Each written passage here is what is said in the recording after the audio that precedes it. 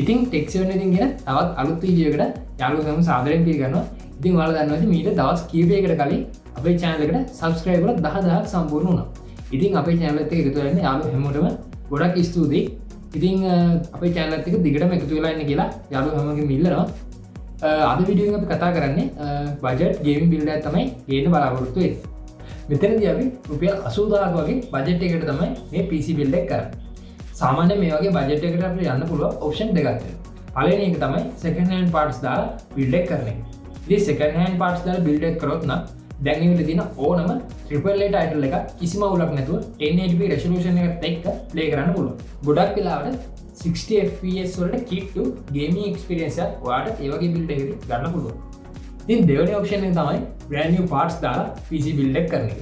ඉතින් අද අපි බිල්ඩ් එක කරන්නේ මෙන්න මේ විදිහට brand new parts වල.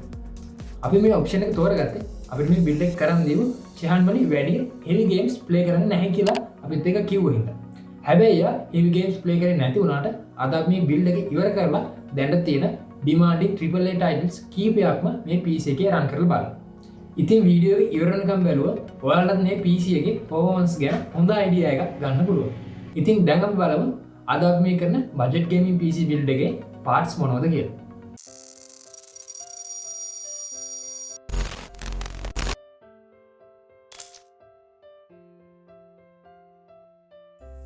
මෙතනදී අපි ප්‍රොසෙසර් එක විදිහට පාවිච්චි කරන්නේ Intel Core i3 9100F කියන ප්‍රොසෙසර් එක.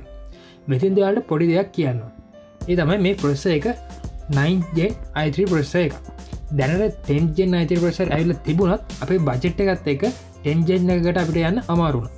මොකද i3 9th gen එකකුයි 10th gen එකකුයි අතර ලොකු price gap එකක් නැති වුණත් අපි 10th gen ප්‍රොසෙසර් එකකට ගියොත් ඒකත් එක්කම LGA 1200 socket එක තියෙන motherboard එකටත් අපිට යන්න වෙනවා.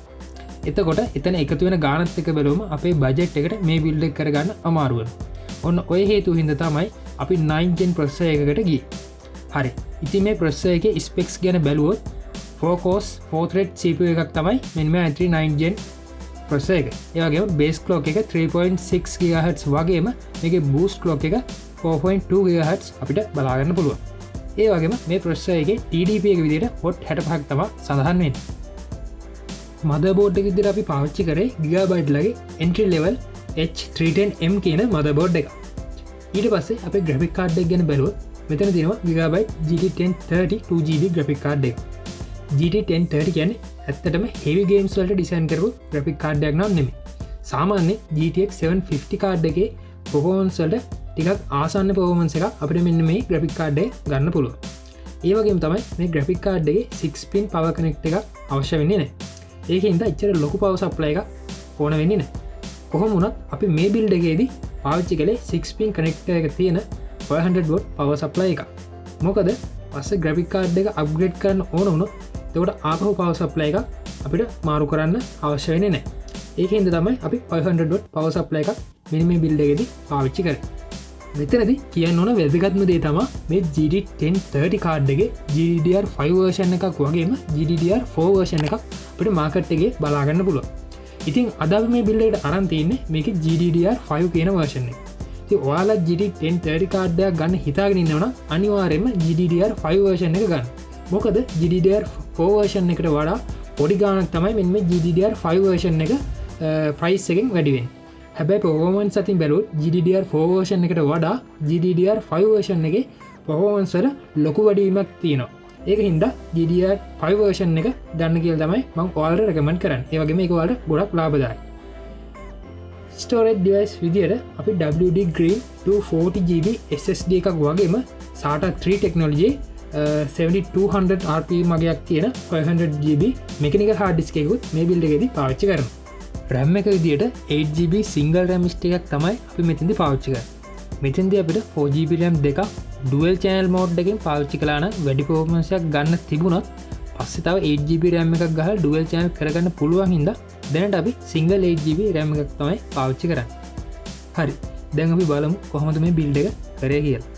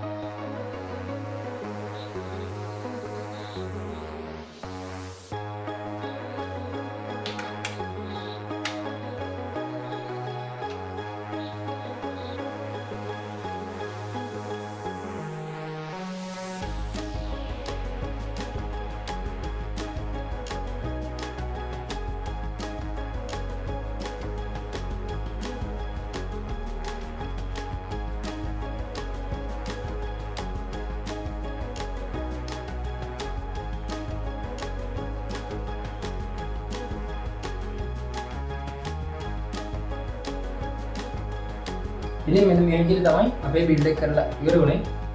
දැන් අපි බලමු මේකේ ගේම්ස් ටික රන් කරලා performance කොයි විදිහටද තියෙන්නේ කියලා. මෙතනදී ඔයාලට මුලින්ම කියන්න ඕන අපි මේ වීඩියෝ එක රෙකෝඩ් කරන කලින් මේ හැම ගේම් එකක්ම මේ PC එකේ රන් කරලා බලුවා.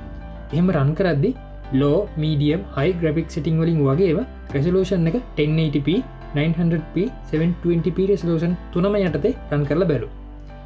එහෙම බලලා මේ ගේම්ස් මේ PC එකේ play කරන්න පුළුවන් optimal setting යටතේ තමයි දැන් අපි මේ ගේම්ස් play කරන්නේ. මෙතනදී අපි ගේම්ස් හතරක් ටෙස්ට් කරලා බලමු. ඒ තමයි Battlefield 1 එකයි, Witcher 3 එකයි, GTA 5 එක සහ Ghost Runner කියන මෙන්න මේ ගේම්ස් හතර. හරි. මුලින්ම අපි මේ PC එකේ රන් කරන්නේ Battlefield 1 ගේම් එක. මේක 2016 ඔක්තෝබර් වල රිලීස් කරපු ගේම් එක. ඒ වගේම මේ ගේම් එක අපිට 1080p resolution එක යටතේ medium graphic setting වලින් play කරන්න පුළුවන්.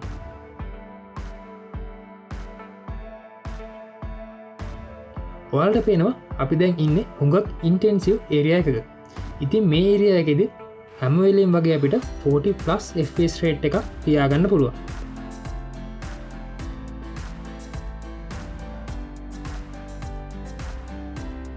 ඒ වගේම තමයි අපි graphic setting low දැම්මොත් ඔයාලට පේනවා අපිට 60 fps average එකක තියාගන්න පුළුවන්.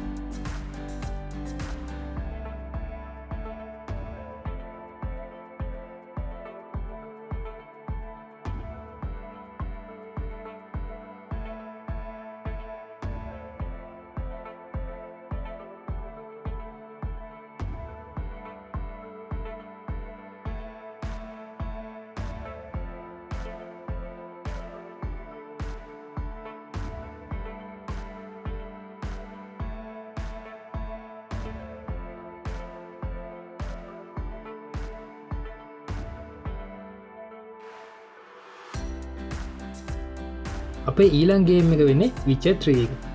මේ ගේම් එක රිලීස් කරේ 2015 මැයි වල.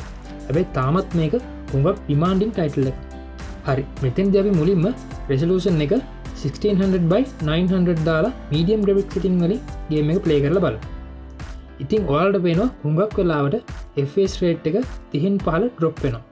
සාමාන්‍යයෙන් මේ වගේ single player game එක 30+ FPS rate එකක් තියෙනවා නම් අපිට playable experience එකක් ගන්න පුළුවන්. හැබැයි මෙතනදී අපිට constant 30+ fps rate එකක් තියාගන්න නම් graphic setting low දාන්න වෙනවා.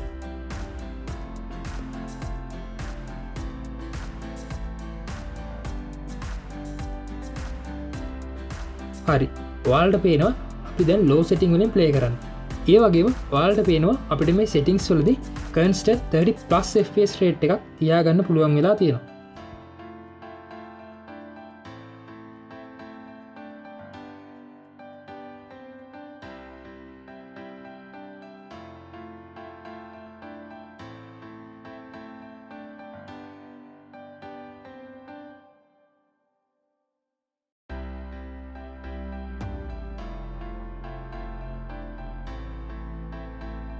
අපි ඊළඟට ප්ලේ කරන්නේ GTA 5. GTA 5 ගේම් එකේ PC version එක රිලීස් කරේ 2015 අප්‍රේල් වල. ටිකක් පරණ වුණත් GTA 5 කියන්නේ තාමත් ගොඩක් ජනප්‍රිය ගේම් එකක්. හරි. මෙතනදී අපි graphic setting high වගේම texture quality එක very high දාලා තමයි play කරන්නේ. ඒ වගේම කියන්න ඕන අපි resolution එකේ කිසිම වෙනසක් කළේ නැහැ. 1080p resolution එකේ තමයි play කරන්නේ.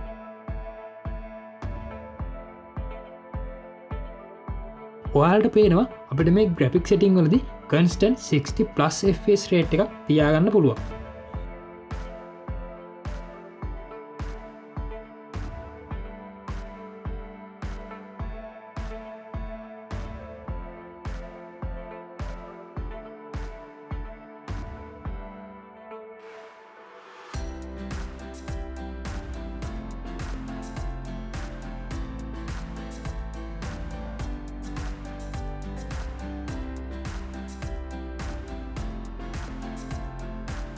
හරි. අපි අවසානට ප්ලේ කරන්නේ Ghost Runner ගේම් එක. ඉතින් මේක රිලීස් වුණේ 2020 ඔක්තෝබර් වල.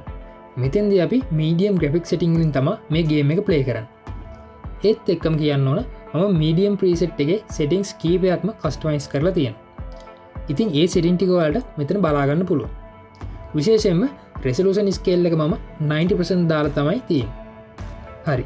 අපි දැන් මේ setting වලින් ගේම් එක ප්ලේ කරලා බලමු මොන වගේ FPS rate එකක් අපිට බලාගන්න පුළුවන්ද කියලා.